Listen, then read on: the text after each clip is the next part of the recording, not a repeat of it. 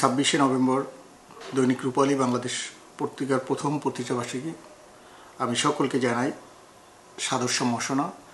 আশা করছি এই পত্রিকাটি গত এক বছর যেভাবে বাংলাদেশের মানুষকে একটি সুনির্দিষ্ট সংবাদ প্রকাশ করে দেশ ও জনগণের কল্যাণে কাজ করেছে, সেই ধারাটি অব্যাহত থাকবে।